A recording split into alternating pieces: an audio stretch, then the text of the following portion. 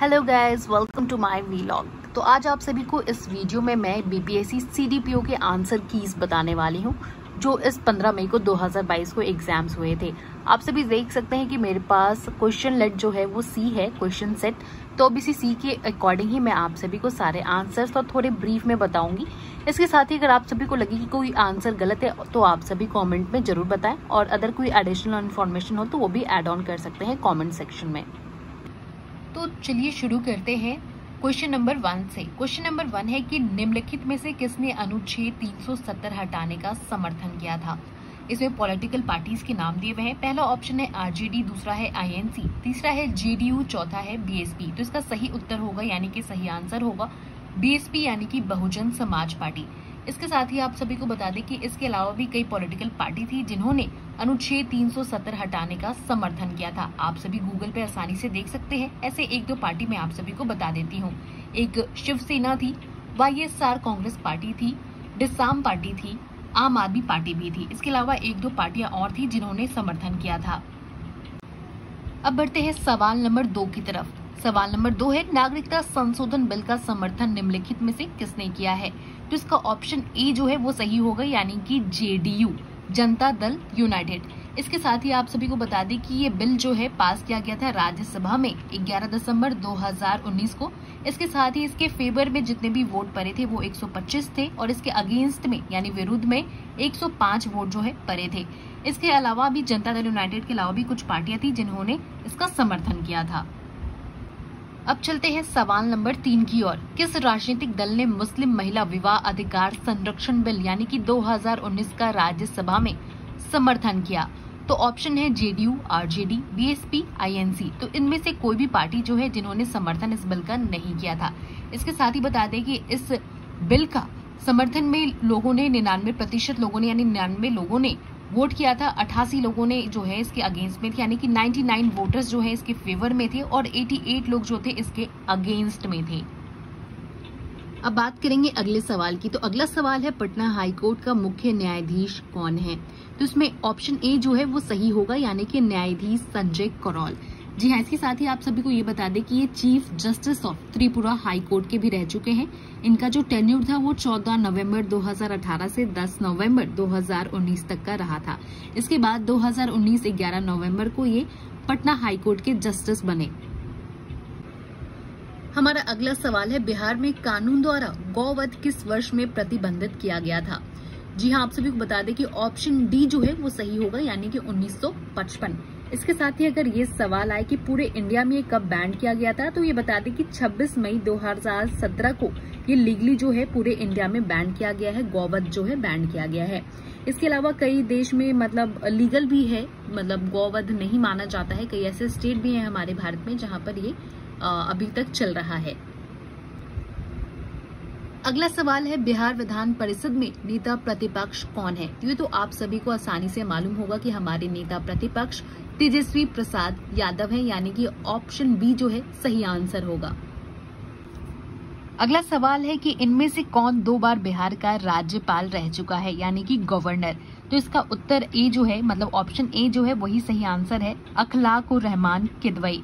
इसके साथ ही इनके शासनकाल यानी कि कार्यकाल की बात करेंगे तो 20 सितंबर 1979 15 मार्च से लेकर 1985 यानी कि 20 सितंबर 1979 से लेकर 15 मार्च 1985 है। दूसरा टेन्यूर 14 अगस्त 1993 से लेकर 26 अप्रैल 1998 है। उस समय बता दें कि 1998 के समय उस समय जो बिहार के सीएम थे यानी कि चीफ मिनिस्टर थे वो लालू प्रसाद यादव थे। अगला क्वेश्चन है कि बिहार का प्रथम गैर कांग्रेस मुख्यमंत्री कौन था। तो इसमें ऑप्शन बी जो है वो सही आंसर होगा, महामाया प्रसाद सिन्हा। इनकी सेशन की अगर बात करें तो ये सीएम जो है बिहार के रह चुके हैं 5 मार्च 1967 से लेकर जनवरी 1968 तक। अगला सवाल है कि किस राजनीतिक दल की बिहार विधानसभा में 4 सीटें और बिहार विधान परिषद में 1 सीट है। तो इन सारे ऑप्शन में सारे आंसर जो थे वो गलत थे। ऑप्शन ई ही सही होगा कि इनमें से कोई नहीं, और सही उत्तर इसका होगा हिंदुस्तान अवाम मोर्चा यानी कि हम पार्टी जो है बिहार विधानसभा में 4 सीटें हैं उनकी, और विधान परिषद में 1 सीट है। नेक्स्ट क्वेश्चन है कि इंडियन इकोनॉमिक क्राइसिस पुस्तक किसने लिखी है? तो सही आंसर होगा सीटी कुरियन ने। ऑप्शन सी यानी कि सही आंसर है। अब बढ़ते हैं अगले क्वेश्चन की ओर। बिहार की ग्रामीण साक्षरता दर कितनी है? तो ऑप्शन डी जो है वो सही होगा, 43.9% यानी कि परसेंट। अगला क्वेश्चन है कि झारखंड बिहार का अभिन्न अंग था, ये कब था? तो ये था 1999 में, क्योंकि 2000 में झारखंड एक स्वतंत्र स्टेट जो है बनकर उभरा था, यानी कि 2000 में वो बिहार से अलग हो गया था। अगला सवाल है कि बिहार में 3 कटिया पद्धति क्या है? तो इसका ऑप्शन सी जो है वो सही होगा, कृषि पद्धति यानी कि एग्रीकल्चर। अगला सवाल है कि लोक नायक की उपाधि किससे दी गई है? तो सही उत्तर होगा जयप्रकाश नारायण। ऑप्शन सी जो है सही आंसर है। अगला सवाल है कि बिहार में सतत विकास के लिए राज्य सरकार द्वारा 7 निश्चय योजना अभियान प्रारंभ किया गया था, कब? तो सी जो है आंसर सही होगा, 2015 में। अगला सवाल है कि वर्ष 2021 से 22 में बिहार का राजकोषीय घाटा राज्य के सकल घरेलू उत्पाद का कितना प्रतिशत है? तो सही आंसर होगा सी, 2.97। जिन लोगों ने भी ऑप्शन सी पर टिक किया है उनका उत्तर ये सही होगा। अगला क्वेश्चन है कि अंतरिम चल निधि समायोजन सुविधा यानी कि ILAF को किस समिति ने सुझाया था? तो इसका सही आंसर है डी, यानी कि नरसिंघन समिति ने, जो कि 1988 यानी कि 1988 में इंट्रोड्यूस किया गया था। अब बढ़ते हैं अगले सवाल की ओर। तो विशेष आर्थिक क्षेत्र यानी कि अत्यधिक सफल प्रयोग की लाइन पर किस पर आधारित है? तो ये होगा ऑप्शन ए, यानी कि चाइनीज पर आधारित है, चाइना पर आधारित है। अगला सवाल है कि विश्व व्यापार संगठन में भारत कब सम्मिलित हुआ था? तो ऑप्शन डी इसका सही आंसर होगा, 1995 यानी कि 1995 में। अगला सवाल है कि संशोधित मूल्य वर्धित कर यानी कि मॉडवेट संबंधित है किससे? तो ये है उत्पाद कर से संबंधित है। ये इसलिए शुरू किया गया था ताकि डबल टैक्सेशन यानी कि डबल टैक्स को इग्नोर किया जा सके। एक्साइज कर यानी कि एक्साइज टैक्स इसको बोलते हैं। रैयतवाड़ी व्यवस्था प्रारंभिक रूप से प्रारंभ की गई थी कहाँ पर? तो ये होगा सही उत्तर जो है इसका मद्रास होगा, इसलिए ऑप्शन डी तमिलनाडु सही आंसर है। अगला क्वेश्चन है कि नेफेड क्या है? नेफेड एक सहकारी संगठन है। ऑप्शन बी इसका सही आंसर है। जिन लोगों ने भी ऑप्शन बी पर टिक किया है उनका आंसर सही होगा। अगला सवाल है कि आय की असमानता मापी जाती है। ऑप्शन सी इसका सही आंसर होगा, गिनी लॉरेंज अनुपात द्वारा। अगला सवाल है कि तेल के संकट के कारण अधिकांश विकसित देशों ने किन समस्या का सामना किया था? तो मेरे हिसाब से ऑप्शन ए जो है यानी कि मुद्रास्फीति सही आंसर है। ऐसे मुझे थोड़ा डाउट था ऑप्शन ए और सी में, तो आप सभी को अगर सही उत्तर पता हो तो कमेंट में जरूर बताएं। ऐसे मेरे हिसाब से ए ही सही उत्तर है। अगला सवाल है कि 1945 से 46 में दिल्ली में हुए INA के मुकदमों के पक्ष में किन वकील जो थे, कौन से वकील जो थे वो पेश हुए थे? तो इसमें ऑप्शन डी जो है भूला भाई देसाई ये सही उत्तर होगा। इसके साथ अन्य कई वकील भी थे जो इस पक्ष में पेश हुए थे। उनके नाम कुछ इस प्रकार है: आसाफ अली, शरद चंद्र बोस, तेज बहादुर, सप्रू कैलाश नाथ कटजू एंड लेट कोल हरिलाल वर्मा। अगला सवाल है कि इन घटनाओं को सही क्रम में हम सभी को व्यवस्थित करना है। तो पहला है मुस्लिम उद्धार दिवस, दूसरा है डायरेक्ट एक्शन दिवस, तीसरा है कांग्रेस मंत्रालयों का इस्तीफा, चौथा है व्यक्तिगत सत्याग्रह। तो चलिए आप सभी को सबसे पहले बता देते हैं कि मुस्लिम डिलीवरेंस डे यानी कि मुस्लिम उद्धार दिवस जो है सबसे पहले 22 दिसंबर 1939 यानी कि 22 दिसंबर 1939 को इसकी शुरुआत हुई थी। इसके साथ ही डायरेक्ट एक्शन डे जो था यानी कि डायरेक्ट एक्शन दिवस जिसे कहा जाता है उसकी शुरुआत 1946 में हुई थी। उसके बाद अब बात करेंगे हम सभी द कांग्रेस मिनिस्ट्री डिजाइन यानी कि जितने भी कांग्रेस के मंत्रालयों का इस्तीफा हुआ था वो जिस ईयर में हुआ था वो था 1939, लेकिन ये महीना था अक्टूबर और नवंबर का। इसके साथ ही अब बात करेंगे व्यक्तिगत सत्याग्रह की। तो व्यक्तिगत सत्याग्रह इसके साथ अब बात करेंगे व्यक्तिगत सत्याग्रह के बारे में। तो व्यक्तिगत सत्याग्रह जो है 17 अक्टूबर 1940 में हुआ था। तो इसलिए सही उत्तर इसका होगा 3142, क्योंकि मैंने डेट के हिसाब से और ईयर के हिसाब से सारी चीजें बताई हैं। तो सही क्रम जो है 3142 होगा, यानी कि ऑप्शन ए जो है वो सही आंसर होगा। अगला सवाल है कि इन आंदोलनों को सही क्रम के अनुसार बताना है। तो पहला ऑप्शन है डेक्कन दंगे, दूसरा है इंडिगो आंदोलन, तीसरा है पंजाब में भूमि अलगाव के खिलाफ आंदोलन, चौथा है पाटनी आंदोलन। तो सबसे पहले आप सभी को बता दें कि डेक्कन में जो दंगे हुए थे वो 1875 में हुए थे। दूसरा इंडिगो एगिटेशन यानी कि इंडिगो आंदोलन जो है 1959 में हुए थे यानी कि 1859। तीसरा जो है पंजाब में भूमि अलगाव के खिलाफ आंदोलन जो है 1900 में हुआ था यानी कि 1900 में हुआ था। चौथा पटनी मूवमेंट जो है पाटनी मूवमेंट, इसका मुझे एक्यूरेट मतलब सही साल नहीं पता, ईयर नहीं पता, तो इसके हिसाब से अगर सजाया जाए कि जो भी क्रम सही होगा तो मेरे हिसाब से पंजाब में जो भूमि अलगाव के खिलाफ आंदोलन हुआ था वो सबसे अंतिम में हुआ था, इसलिए इसका सही उत्तर जो है ऑप्शन सी ही होगा। तो ऑप्शन सी जो है 2413 जो इसका सही आंसर है। अगर आप सभी ने भी ऑप्शन सी पे टिक किया है तो ये सही होगा बिल्कुल।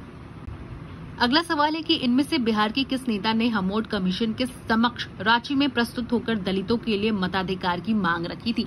तो इसका उत्तर जो है बी सही होगा, बाबू जगजीवन राम जो है ये सही आंसर है।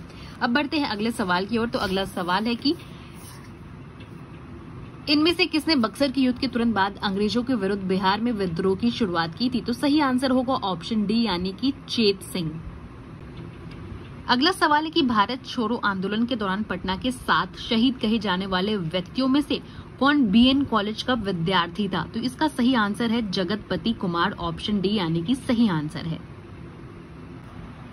अगला सवाल है कि इनमें से किसने उल गुलान आंदोलन जो है प्रारंभ किया था? तो सही आंसर होगा ऑप्शन सी बिरसा मुंडा, और ये शुरुआत हुई थी 1894 में ब्रिटिश और जमींदार यानी जमींदार के खिलाफ इसकी शुरुआत हुई थी। अगला सवाल है कि निम्नलिखित में से कौन एक का आंदोलन के लिए जिम्मेदार था? तो ऑप्शन ए जो है सही है, अवध में हरदोई बहराइच आदि के किसान। अगला सवाल है कि इनमें से किस वायसराय को अंडमान द्वीप समूह में छुरा मारकर मौत के घाट उतार दिया गया था? तो सही आंसर होगा ऑप्शन सी लॉर्ड मेयो। अगला सवाल है कि मुख्य खालसा दीवान ने किसको गिरे हुए सिख और अपराधी के रूप में घोषित किया था? तो सही आंसर होगा बी गदर पार्टी के क्रांतिकारी। अगला सवाल है कि पूना समझौता कब साइन हुआ था? तो सही आंसर है सी 24 सितंबर 1932 में। इसके बाद अगला सवाल है कि मद्रास में जस्टिस पार्टी ने उनकी वजह से द्वैत शासन के प्रयोग को प्रांत में सफल बना दिया था, किसकी वजह से? तो ऑप्शन डी होगा ब्राह्मण विरोधी रुख के कारण। इसके बाद है अगला सवाल, इनमें से किसने अप्रैल 1930 में वेदारण्यम सत्याग्रह का आयोजन किया? तो सही आंसर होगा सी राजा गोपालचारी जी ने। 39 का बी ऑप्शन जो है सही आंसर है। क्वेश्चन नंबर 40, किसे चंपारण सत्याग्रह का एक बहुत महत्वपूर्ण पहलू सही मायने में कहा जा सकता है? तो ऑप्शन सी जो है वो सही होगा कि भारत के राष्ट्रीय आंदोलन में किसान आंदोलन का शामिल होना। अब पहुंच चुके हैं हम सभी मैथ्स के क्वेश्चन में। तो 41 क्वेश्चन जो है आप सभी देख सकते हैं क्या है, द्विघात समीकरण पूछा जा रहा है, तो इसका ऑप्शन सी जो है वो सही आंसर होगा। इसके साथ ही आप देखेंगे 42 के बारे में। ये क्वेश्चन है, दिया है कि 2x + 3y = 10 है, 3x - y = 4 है, तो इसका सही आंसर होगा डी 2 और 2। अब बात करेंगे क्वेश्चन नंबर 43 के बारे में। तो इसका मान पूछा जा रहा है कि इसका मान क्या है? तो इसका उत्तर जो सही आंसर है ऑप्शन डी यानी कि 2 सही आंसर है। अब क्वेश्चन बात करेंगे कि एक गांव की जनसंख्या 16,500 है, यदि ये वार्षिक रूप से 10% की दर से बढ़ती है तो 2 वर्ष के बाद इसकी जनसंख्या क्या होगी? तो इसका सही आंसर जो होगा 19,965 यानी कि 19,965, ऑप्शन ए इसका सही आंसर होगा। अगला सवाल है कि अनुक्रम 2, 3, 6, 18 बीच में क्वेश्चन मार्क 1944 में लुप्त संख्या क्या है? तो ऑप्शन सी जो है इसका सही आंसर है 108। इसके बाद ही अब अगला सवाल है कि पूर्वा 4:30 बजे यानी कि 4:30 पर घंटे की सुई और मिनट की सुई के बीच का कोण क्या बनता है? तो सही आंसर है ऑप्शन बी 45 डिग्री। अगला सवाल का सही उत्तर होगा बी का 17 यानी कि 17 आंसर जो है ऑप्शन नंबर बी सही उत्तर है 47 नंबर यानी 47 नंबर क्वेश्चन का। अगला सवाल है कि यदि 8 अवलोकनों का औसत 16 है और 4 अवलोकनों का औसत 64 है तो ब्रैकेट में यानी अंडर ब्रैकेट 8 + 4 = 12 अवलोकनों का औसत क्या होगा? तो इसका सही आंसर होगा ऑप्शन नंबर सी 32। 48 का सी जो है सही आंसर है। इसके साथ ही 49 का बात करेंगे तो एक विद्यालय में 20 शिक्षक हैं जो गणित या भौतिकी पढ़ाते हैं। इनमें से 12 गणित पढ़ाते हैं और 4 गणित एवं भौतिकी दोनों पढ़ाते हैं। तो कितने शिक्षक जो है भौतिकी पढ़ाते हैं? तो ऑप्शन सी जो है यानी कि 12 सही आंसर है। आप सभी देख सकते हैं कि 50 नंबर क्वेश्चन नंबर का सही आंसर ए है, यानी कि 605 है। अगर आप सभी ने ऑप्शन ए पे टिक किया है तो सही निकलेगा आप सभी का ये मैथ का आंसर। अगला क्वेश्चन है कि आधुनिक परमाणु प्रतीक द्वारा प्रस्तावित विधि पर आधारित है, तो ये सही आंसर होगा बर्जीलियस, यानी कि जो भी एटॉमिक सिंबल्स है वो किस पर आधारित होते हैं, तो ये यही मेथड है बर्जीलियस, यानी ऑप्शन बी सही आंसर है। अगला सवाल है कि निम्नलिखित विशेषताओं में से कौन सी रासायनिक परिवर्तन की विशेषता नहीं है, तो ऑप्शन सी जो है इसका सही आंसर है, ऊर्जा में कोई निवल परिवर्तन नहीं होना, यानी कि no net change in energy is involve, यानी कि ऑप्शन सी जो है सही आंसर है। अगला सवाल है कि ऐसे पदार्थ को जो बिना रासायनिक प्रतिक्रिया के अन्य पदार्थों से नमी को आसानी से अवशोषित कर लेते हैं तो उन्हें क्या कहा जाता है, तो सही आंसर होगा हाइग्रोस्कोपिक सब्सटेंस इन्हें कहा जाता है। इसलिए ऑप्शन ई जो है इसका सही आंसर है, क्योंकि इसमें से कोई भी ऑप्शन सही नहीं है, इसलिए हम सभी ऑप्शन ई को टिक कर रहे हैं। अगला सवाल है कि कार्बन मोनोऑक्साइड से प्रदूषित वायु में सांस लेना खतरनाक क्यों है, तो ऑप्शन ए जो है वो सही आंसर है, क्योंकि CO रक्त में ऑक्सीजन के साथ संयोजन करता है, इसलिए ऑप्शन ए जो है वो सही आंसर होगा। अगला क्वेश्चन है कि किन अभ्यास से जानवरों के क्लोन को तैयार किया जाता है, तो ऑप्शन सी जो है सही आंसर है, यानी कि बायोटेक्नोलॉजी, यानी कि जैव प्रौद्योगिकी। अगले सवाल पर चलते हैं कि निम्नलिखित में से आम के पौधे और बंदर दोनों की कोशिकाओं में क्या पाया जाता है, तो ऑप्शन डी जो है इसका सही आंसर है, कोशिका झिल्ली। अब बात करेंगे अगले सवाल की कि मांसपेशी को हड्डी से कौन जोड़ता है, तो ऑप्शन सी जो है यानी कि कंडरा जो है सही आंसर है। इसके साथ ही अगला सवाल है कि फूल का फल बनता है किनसे, तो ऑप्शन सी जो है अंडाशय यानी कि ओवेरी जो है सही आंसर होगा। तो अगला क्वेश्चन है कि द्विपद विज्ञान संबंधी नाम का उदाहरण है, ऑप्शन सी जो है राना टाइग्रीना, ये सही आंसर होगा। इसके साथ ही अगले क्वेश्चन पर चलेंगे कि संक्रामक रोगों का सबसे सामान्य वाहक क्या है, तो ऑप्शन बी यानी कि मक्षी सही आंसर है। कौन है, तो ऑप्शन सी गाजर यानी कि carrot is the right answer. अगला सवाल है कि कंधे पर पाया जाने वाला जोड़ में भी पाया जाता है, तो वो ऑप्शन बी जो है नितंब यानी कि सही आंसर होगा hip. The type of joint found at shoulder is also found at जो है हिप होगा, option B is the right answer. अगला क्वेश्चन है कि निम्नलिखित में से कौन हमारे शरीर के तापमान को नियंत्रित करने के लिए सबसे अधिक सक्रिय रूप से कार्य करता है, ऑप्शन ए त्वचा, बी दिल, सी फेफड़े, डी पेट। तो इनमें से कोई भी सही आंसर नहीं होगा, क्योंकि हमारे इंटरनल बॉडी टेम्परेचर को जो मेजर करने का यानी मापने का काम करता है वो है हाइपोथैलेमस होता है। बढ़ते हैं अगले सवाल की ओर कि खमीर का उपयोग के उत्पादन में किसके उत्पादन में किया जाता है, तो इसका सही आंसर जो है ऑप्शन सी यानी कि शराब होगा। अगला सवाल है कि 1 जिप्टो इज इक्वल टू यानी कि 1 जिप्टो जो है वो बराबर है, option C is the right answer, 10 to the power -21 यानी 10 - 21 जो है सही आंसर है। अगला क्वेश्चन है कि पेंडुलम घड़ी की समयावधि दोलन काल क्या होती है, तो बी आंसर होता है इसका सही 2 सेकेंड। अगला सवाल है कि बैरोमीटर की ऊंचाई में अचानक वृद्धि इंगित करती है, सी होगा यानी कि ड्राई वेदर जिसको बोलते हैं उसी को इंडिकेट करता है शुष्क मौसम। अगला सवाल है कि बहुत ठंड के मौसम में पानी का जलीय जीवन को संरक्षित करने में मदद करता है, वो है ऑप्शन बी यानी कि विस्तार।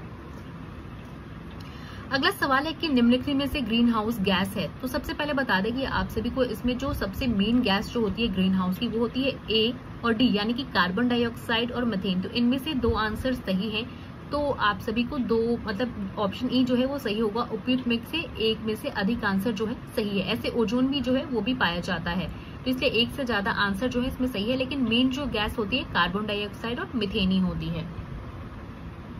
अगला सवाल है कि नाई की दुकान में 2 समतल दर्पण रखे जाते हैं, तो आप सभी ने देखा होगा जब भी आप सभी नाई या सैलून में जाते हैं तो शीशे जो है एक दूसरे के समांतर यानी कि पैरेलल जो है कंडीशन में रखे जाते हैं।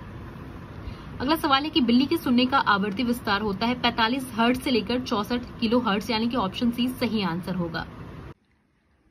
अगला क्वेश्चन है कि पृथ्वी के चुंबकीय क्षेत्र में रखे गए दंड यानी कि बार चुंबक जिसका उत्तरी ध्रुव भौगोलिक उत्तर दिशा की ओर स्थित है कि चारों ओर उदासीन बिंदुओं की संख्या होती है कितनी, तो ऑप्शन ए यानी कि 2 सही आंसर होगा।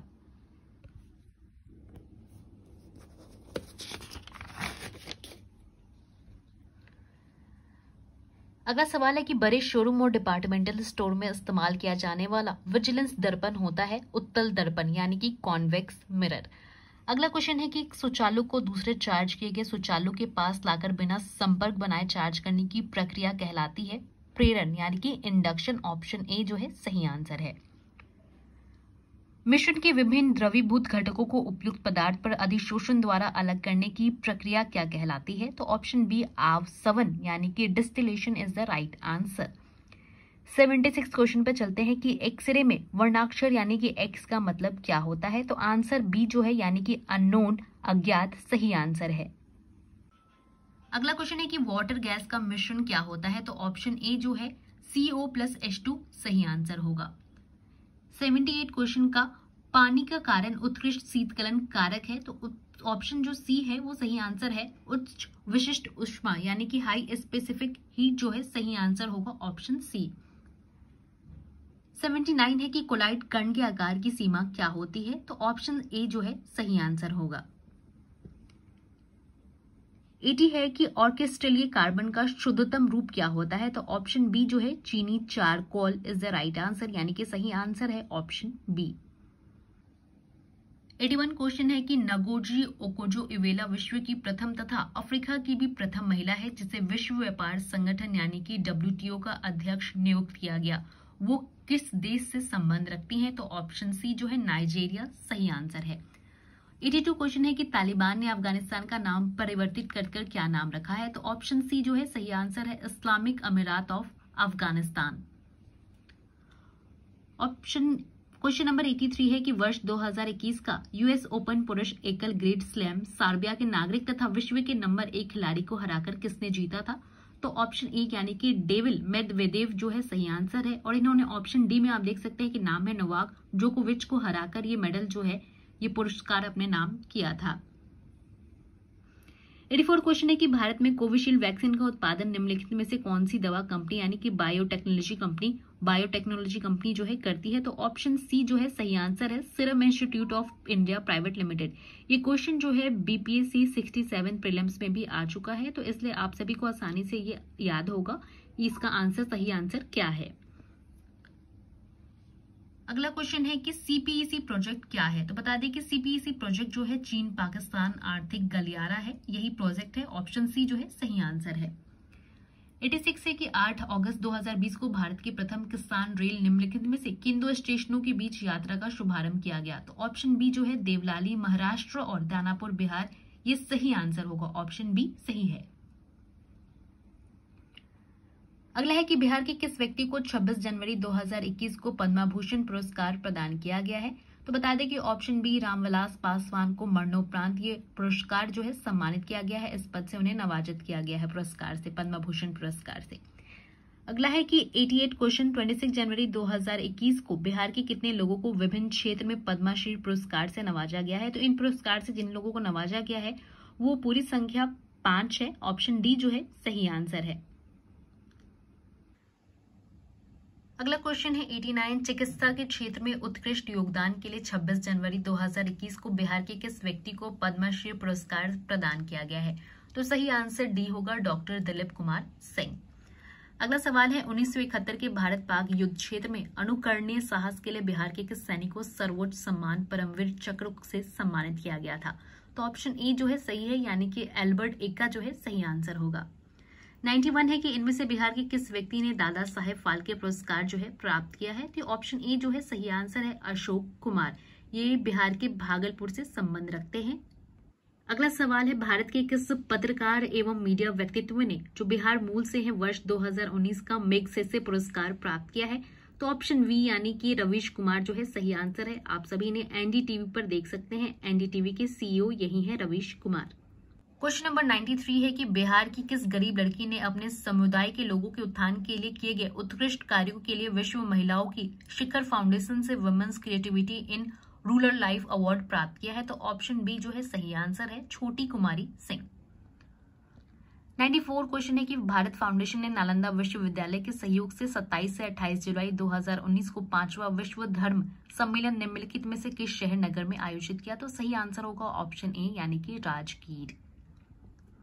क्वेश्चन नंबर 95 है कि इनमें से बिहार के किस व्यक्ति को भारत रत्न से सम्मानित किया गया था? तो ऑप्शन ए जो है राजेंद्र प्रसाद जो है सही आंसर है। और ये आप सभी को ईयर भी बता दें तो 1962 यानी कि 1962 में इन्हें सम्मानित किया गया था। क्वेश्चन नंबर 96 है कि अगस्त और सितंबर 2021 में आयोजित हुए टोक्यो पैरालंपिक्स में भारत ने कुल कितने पदक जीते थे? तो आंसर सी जो है सही है, ऑप्शन सी 19 पदक जो है जीते थे, जिनमें से 5 गोल्ड, 8 सिल्वर और 6 ब्रोंज मेडल थे। अगला सवाल है कि सेंट्रल विस्ता पूर्ण विकास प्रोजेक्ट क्या है? तो ऑप्शन डी जो है सही आंसर होगा। इसके साथ है अगला सवाल कि सुशासन दिवस भारत के पूर्व प्रधानमंत्री अटल बिहारी वाजपेयी जी के जन्म दिवस पर प्रत्येक वर्ष किस तिथि को मनाया जाता है? तो ऑप्शन सी यानी कि 25 दिसंबर सही आंसर है। इसके बाद बात करेंगे विश्व के सबसे ऊंचे रेलवे पुल के बारे में, जिसके ऊपर नदी का सबसे ऊंचा जो है, ऐसी नदी जिसके ऊपर सबसे ऊंचा रेलवे पुल जो है बना है, तो वो है ऑप्शन सी चुनाव, ये सही आंसर होगा। इसके साथ ही आप सभी को कुछ डिटेल और शेयर कर सकते हैं कि चुनाव जो ब्रिज है ये 359 मीटर जो है और रिवर बेड लेवल पर ऊपर है। और इसके साथ ही इसकी जो मीटर है ये कितना हाइयर है, आईफिल टावर से भी इसे माना जाता है कि कुछ मीटर ऊंचा है, तो वो 35 मीटर इसे ऊंचा माना जाता है। इसके साथ ही आप सभी को ये भी बता दिया कि ये हाईएस्ट रेलवे ब्रिज है पूरे दुनिया में। अगला सवाल है 99 का कि विश्व का सबसे ऊंचा रेलवे पुल किस नदी के ऊपर बना है? तो ऑप्शन सी यानी कि चेनाब नदी जो है सही आंसर होगा। इसके साथ ही आप सभी को बता दें कि ये दुनिया का सबसे ऊंचा हाईएस्ट रेलवे ब्रिज है और ये 349 यानी कि 359 मीटर नहीं, 349 नहीं है, 359 है, 359 metre above the river bed level पर ये बना हुआ है। इसके साथ ही ये भी माना जाता है कि ये फ्रांस का जो आईफिल टावर है उससे ये 35 मीटर ऊंचा है। अगला सवाल है कि राष्ट्रीय अन्न सुरक्षा अधिनियम के तहत एक राष्ट्र एक राशन कार्ड स्कीम को इनमें से किसने शुरू किया था? तो ऑप्शन सी यानी कि रामविलास पासवान जो कि पूर्व केंद्रीय मंत्री रह चुके हैं, ये सही आंसर होगा। अगला सवाल है कि मिशन इंद्रधनुष जिस वर्ष 2014 को शुरू किया गया था, इसके समय ही इंटेंसिफाइड मिशन इंद्रधनुष 3.0 स्कीम निम्नलिखित में से किस पर आधारित है, यानी निम्नलिखित में से किस से संबंधित है? तो ऑप्शन सी जो है सही आंसर है, प्रत्येक बच्चे तथा प्रत्येक गर्भवती महिला का टीकाकरण से। अगला क्वेश्चन है कि भारतीय पुरातत्व विभाग यानी कि द्वारा किस राज्य में 900 वर्ष पुराने बौद्ध मठ का पता लगाया गया है? तो ऑप्शन डी झारखंड जो है वो सही आंसर है। जो भी आर्कियोलॉजिकल सर्वे ऑफ इंडिया है यानी कि ASI है, इन्होंने 900 साल पुरानी जो है बुद्धिस्ट मॉनेस्ट्री उसको पता लगाया था झारखंड में।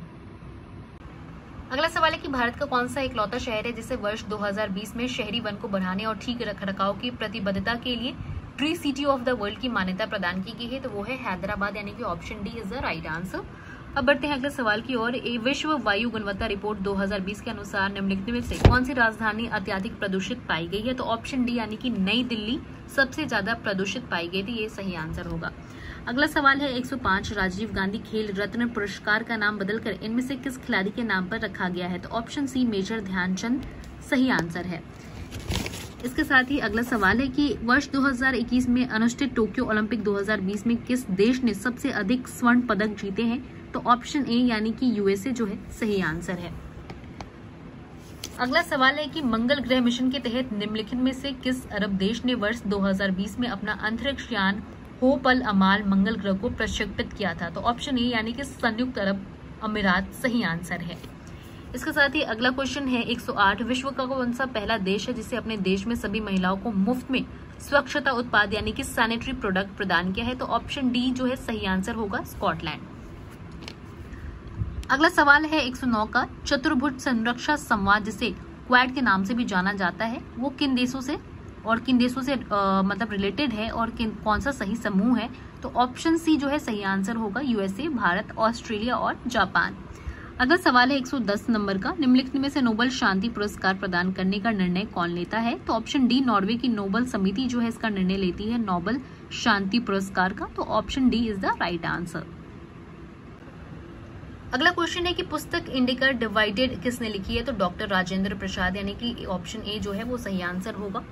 112 यानी कि 112 क्वेश्चन है कि जवाहरलाल नेहरू के बौद्धिक विकास में फरवरी 1927 में ब्रुसेल्स कांग्रेस ने औपनिवेशिक दमन और साम्राज्यवाद के विरुद्ध उनकी सक्रिय भागीदारी के साथ एक मोड़ आया, ये शब्द किसने लिखा है? तो ऑप्शन ई जो है सही होगा कि इन सभी में से किसी ने नहीं लिखा है।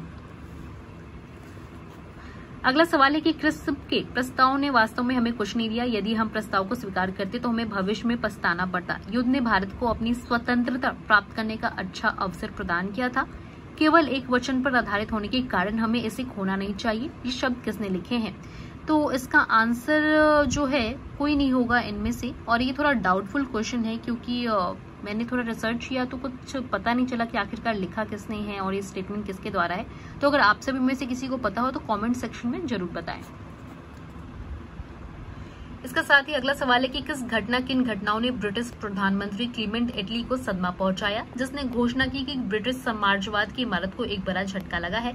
तो ऑप्शन डी जो है सही आंसर है, आजाद हिंद फौज का सैन्य अभियान और शाही भारतीय जल सेना का विद्रोह। अगला सवाल है कि किसने स्वतंत्र भारत के प्रथम प्रधानमंत्री जवाहरलाल नेहरू का साहस और दूरदर्शिता के एक उत्कृष्ट नेता के रूप में अभिवादन किया? तो ऑप्शन बी जो है सही आंसर है, यानी कि लॉर्ड माउंटबेटन। अगला सवाल है कि तृतीय बौद्ध सभा का सभापतित्व किया गया था? ऑप्शन डी इसका सही आंसर होगा, मोगलीपुत्र तिस्व द्वारा। 117 है, जागीर बांटने की फिरोज शाह तुगलक की नीति के पीछे कौन सी शक्ति थी? तो मेरे हिसाब से ऑप्शन ए उलमाओं की उपलब्धि जो है ये सही उत्तर होगा। अगर आप सभी को पता हो तो आप सभी सही उत्तर कमेंट सेक्शन में जरूर बताएं क्योंकि ये थोड़ा डाउटफुल क्वेश्चन है। अगला सवाल है कि बंगाल प्रांत के साथ बिहार प्रांत को कब मिलाया गया था? तो 1733 ईस्वी पूर्व इसे मिलाया गया था। ऑप्शन सी जो है सही आंसर है। इसके साथ ही 119 क्वेश्चन नंबर है कि किस ब्रिटिश अधिकारी ने भारत सरकार को सूचित किया कि पटना के मुसलमान पेशावर के नजदीक 64वीं नेटिव इन्फेंट्री के साथ आपस में पत्र व्यवहार करते थे और याचना की कि ब्रिटिश के विरुद्ध बगावत करते? तो ऑप्शन ए इसका सही आंसर होगा, रॉबर्ट मोंटोगोमेरी, यानी कि ये ऑप्शन ए जिन लोगों ने भी टिक किया है वो सही आंसर है, रॉबर्ट मोंटोगोमेरी। 120 से 1888 में इलाहाबाद में किस राज्य ने भारतीय राष्ट्रीय कांग्रेस के चौथे अधिवेशन के संपन्न होने में बहुत बहुमूल्य सहायता प्रदान की थी? तो इसका ऑप्शन सी जो है, राजा ऑफ दरभंगा, ये सही आंसर होगा। जिन लोगों ने भी सी टिक किया है वो सही होगा। अगला है कि 11 अगस्त 1942 को पटना शहर में भारत छोड़ो आंदोलन का किन्होंने मार्गदर्शन किया है? तो ऑप्शन ई जो है सही आंसर है, इनमें से कोई भी नहीं। अगला सवाल है कि पूर्व गुप्त काल में सीसे के सिक्कों की एक बड़ी संख्या जारी की गई थी? ऑप्शन ए सातवाहनों द्वारा। अगला सवाल है कि अशोक की नीति के आर्थिक परिणामों के कारण ही मौर्य साम्राज्य का पतन अधिकांश उचित था। इस तथ्य में किसने विश्वास किया? तो उपयुक्त में से 123 का ऑप्शन ई जो है सही आंसर होगा। इसका सही आंसर जो होगा डीडी कौशाम्बी है, जो ऑप्शन में नहीं है, इसलिए उपयुक्त में से कोई भी नहीं। अगला सवाल है कि प्रसिद्ध इलाहाबाद प्रशस्ति का लेखक कौन था? तो बी आंसर होगा, हरि सेन, ये सही आंसर है। अगला सवाल है, बराबुदुर विश्व में सबसे अद्भुत स्तूप है और इसकी मूर्ति और मूर्तिकला किसका शानदार उदाहरण है? तो ऑप्शन डी सही आंसर है। ऑप्शन डी सही उत्तर होगा कि भारत जावा कला। अगला है कि राजतत्व के उसके सिद्धांत प्रतिष्ठा, शक्ति और न्याय के सिद्धांतों पर आधारित थे। बलबन के बारे में यह शब्द किसने लिखा था? तो बी आंसर होगा, जियाउद्दीन बर्नी ने। अगला सवाल है कि अलाउद्दीन दिल्ली का प्रथम तुर्की सुल्तान था जिसे धर्म को राज्य के अधीन लाने और ऐसे घटकों से परिचय कराने का श्रेय जाता है जो सैद्धांतिक रूप से राज्य को धर्मनिरपेक्ष बनाते हैं। ये शब्द किसने लिखे? तो ऑप्शन सी सही आंसर होगा, A.N. श्रीवास्तव। अगला सवाल है कि भारत के एकीकरण के बाद वो मध्य पूर्व और पश्चिमी एशिया को एक करना चाहता था, जो एक विश्व साम्राज्य की स्थापना की और एक महत्वपूर्ण कदम था। आर.पी. त्रिपाठी ने मुगल कालीन भारत के किस सम्राट के बारे में ये लिखा? तो ऑप्शन सी अकबर जो है ये सही आंसर होगा। इसके बाद किसी भी सरकार ने नहीं और अंग्रेजों ने भी नहीं, जितना इस पठान ने काफी बुद्धिमत्ता का परिचय दिया। शेर शाह सूरी के बारे में ये शब्द किसने लिखा? तो ऑप्शन ए जो है, H.G. कीन, ये सही आंसर है। ब्रिटिश का भर्ती सर्जन की उपाधि प्रथम विश्व युद्ध के दौरान सरकार को अपना सहयोग देने के कारण किसने प्राप्त की? तो ऑप्शन बी जो है, महात्मा गांधी, ये सही आंसर होगा। अगला सवाल आप सभी देख सकते हैं स्क्रीन पे, निम्नलिखित में से कौन से वस्त्र उद्योग का केंद्र है? तो भिलवाड़ा जो है सही आंसर है, ऑप्शन बी। अगला है कि निम्नलिखित संघ राज्य क्षेत्रों में से किसमें सबसे कम क्षेत्र वनाच्छादित है? तो ए चंडीगढ़ जो है सही आंसर है, ऑप्शन ए। अगला है कि सोमेश्वर श्रेणी निम्नलिखित पर्वत श्रेणियों में से किसका एक भाग है? तो ऑप्शन डी शिवालिक श्रेणी इसका सही आंसर है। अगला है कि बिहार की भूमि निम्नलिखित में से किस नदी पर अपवाहित है? तो गंगा, यानी कि ऑप्शन बी सही आंसर होगा। अगला क्वेश्चन है कि बिहार में बल, सुंदरी, ताल, करेल एवं बल पत्थर पद निम्नलिखित में से किसके लिए प्रयुक्त होते हैं? तो ऑप्शन सी मिट्टी, यानी कि सोइल, सही आंसर है। अगला है कि निम्नलिखित जिलों में से किसका कोई भूभाग वनाच्छादित नहीं है? तो ऑप्शन ई जो है, इसका सही आंसर है इनमें से कोई भी नहीं। अगला सवाल कि कहलगांव, कांटी, बार एवं नबीनगर निम्नलिखित में से किसके केंद्र है? तो इसका ऑप्शन सी जो है थर्मल पावर यानी कि ताप विद्युत शक्ति सही आंसर है। 138 क्वेश्चन नंबर 2001 से 11 के दशक में निम्नलिखित जिलों में से किससे सबसे अधिक जनसंख्या की वृद्धि जो है दर्ज की गई है? तो इसका सही आंसर जो होगा मधेपुरा होगा, जो ऑप्शन में नहीं है, इसलिए ई हम लोग ऑप्शन टिक करेंगे। उपयुक्त में से कोई भी नहीं। जिन लोगों ने भी ई किया है उनका आंसर सही है। अगला है कि बिहार में निम्नलिखित में से कौन वस्त्र उद्योग का केंद्र है? तो ऑप्शन बी सही आंसर होगा Bhagalpur. Bhagalpur silk sari, art silk sari आप सभी ने सुना ही होगा। इसके साथ ही अब है कि निम्नलिखित में से कौन सी नदियां हैं? तो ऑप्शन बी मरे एवं डार्लिंग जो है नदियां हैं, ये सही आंसर होगा। इसके बाद अब है 141 क्वेश्चन नंबर हैदराबाद शहर निम्नलिखित देशों में से किसमें स्थित है? तो आप सभी को बता दें कि ये एक से ज्यादा देशों में है, यानी कि भारत और पाकिस्तान दोनों में है, इसलिए ई आंसर जो है सही होगा। एक से ज्यादा अधिक आंसर है इसलिए। अगला क्वेश्चन है कि निम्नलिखित देशों में किसमें कोयले का सबसे बड़ा संचित भंडार है? तो ऑप्शन जो इसका सही होगा यूनाइटेड स्टेट्स ऑफ अमेरिका, यानी कि ऑप्शन ए सही उत्तर है। यूनाइटेड स्टेट्स ऑफ अमेरिका, संयुक्त राज्य अमेरिका। 143 है कि निम्नलिखित देशों में कौन 2020 में गेहूं का सबसे बड़ा उत्पादक था? तो ऑप्शन डी जो है चाइना यानी कि चीन सही आंसर है, 1 नंबर पर था। और ऑप्शन ए जो है भारत, वो दूसरे नंबर पर था। तो ये भी याद रखिएगा अगर दूसरा पूछता है तो। अगला सवाल है कि निम्नलिखित देशों में से कौन इलेक्ट्रॉनिक्स का सबसे बड़ा उत्पादक है? तो आप सभी को मालूम है कि ऑप्शन सी चाइना जो है सबसे आगे है। निम्नलिखित पर्वत श्रेणियों में से कौन गंगा के मैदान एवं दक्कन पठार को विभाजित करता है? तो ऑप्शन ए 145 का विंध्याचल श्रेणी जो है सही उत्तर होगा। 146 का निम्नलिखित नदियों में से कौन पूर्व की ओर प्रवाहित नहीं होती है? तो ऑप्शन बी नर्मदा सही आंसर है। 147 क्वेश्चन है कि काली मिट्टी के लिए निम्नलिखित में से किस शब्दावली का प्रयोग होता है? तो ऑप्शन ई जो है सही आंसर है, क्योंकि एक में से ज्यादा ऑप्शन है। पहला ए रेगुर भी बोलते हैं, सी काली कपास वाली मिट्टी भी बोलते हैं काली मिट्टी को, इसलिए ऑप्शन ई पर टिक करेंगे। अगला सवाल है कि 2020 में भारत में निम्नलिखित फसलों में किसका रकबा सर्वाधिक था? तो ऑप्शन सी गेहूं जो है इसका सही उत्तर होगा। अगला सवाल है कि निम्नलिखित राज्यों में किसमें तांबा अयस्क का सबसे बड़ा भंडार है? तो ऑप्शन ए राजस्थान जो है सही आंसर है। और सबसे आखिरी सवाल है कि पूर्वी उत्तर एवं बिहार के भाग निम्नलिखित मैदानों में से किसमें सम्मिलित है? तो ऑप्शन बी यानी कि मध्य गंगा मैदान जो है सही आंसर है। तो इसके साथ ही उम्मीद करते हैं कि आप सभी को ये जानकारी एकदम सूचित लगी हो और आप सभी के लिए बेहद ही जरूरी थी, इसलिए मैंने इस वीडियो को बनाया। और मैंने इसको बहुत ही कैजुअल मोड में बनाया है, क्योंकि मैंने इसको खुद अभी बैठ के सॉल्व किया था, इसलिए बना दिया। उम्मीद है कि आप सभी को अच्छा लगा। इसे ज्यादा से ज्यादा शेयर करें और लाइक भी करें, और कोई आंसर गलत लगे तो कमेंट सेक्शन में उसका सही आंसर जरूर बताएं। Thank you.